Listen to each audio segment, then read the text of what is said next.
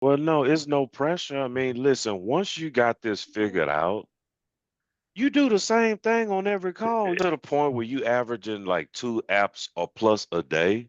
You don't change up.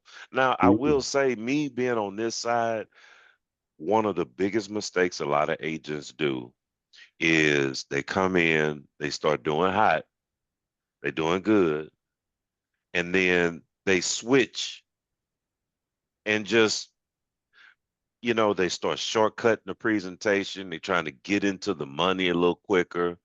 They start smelling themselves a little bit. Then they start seeing their sales go down and they start having a tough couple of weeks or whatever.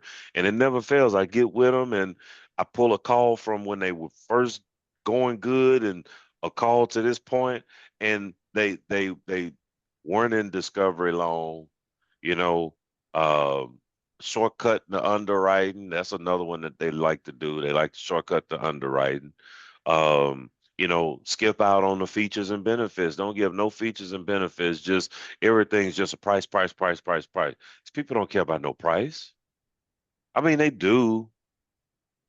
I mean, they do. That's what they gonna tell you. I'm just trying to find the cheapest policy, but the cheapest policy is the most valuable policy to them, whatever it is. It's a process, man. The idea is to get these people to vocally share to you what their problem is.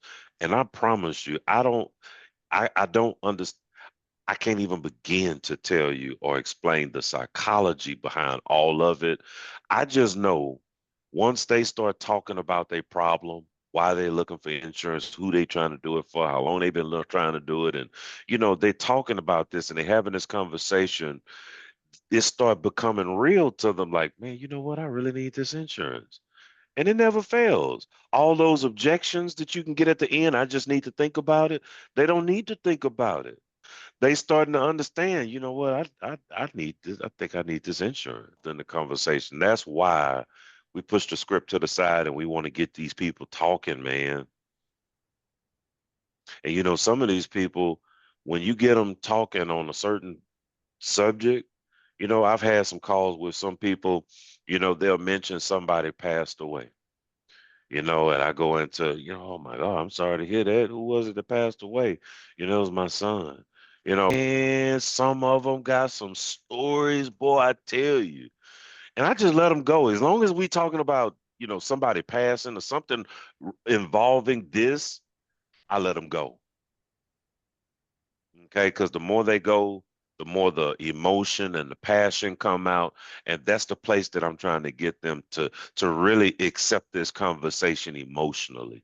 That's where I want to get them. So that's why when people say, when people mention somebody that's passed away, I look at that as an open door to get into those pain points and get to the emotional side.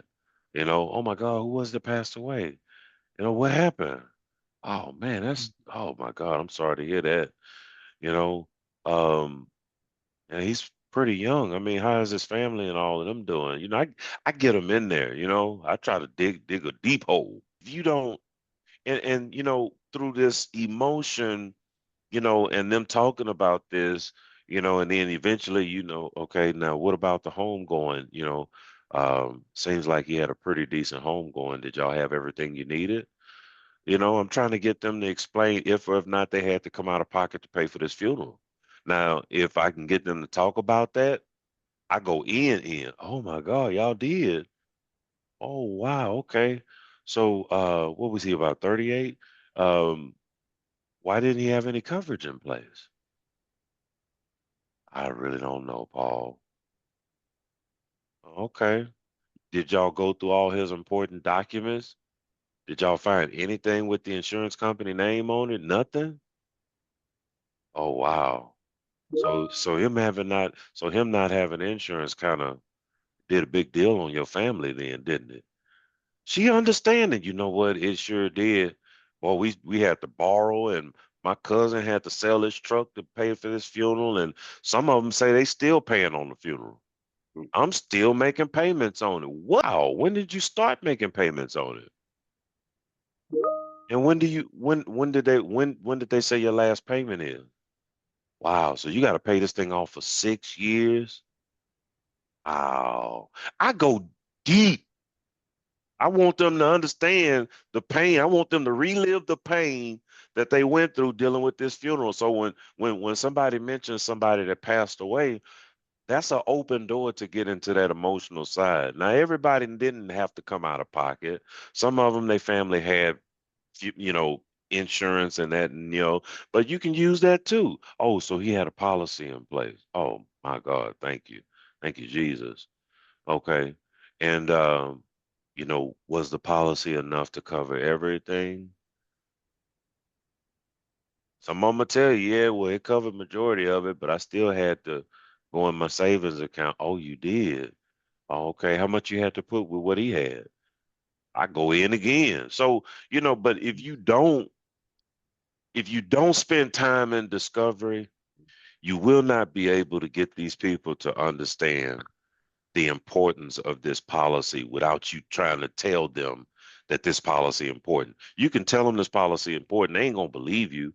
But if I ask you questions about your life and you explain to me your situation and it sounds like you really need a policy, then you selling yourself.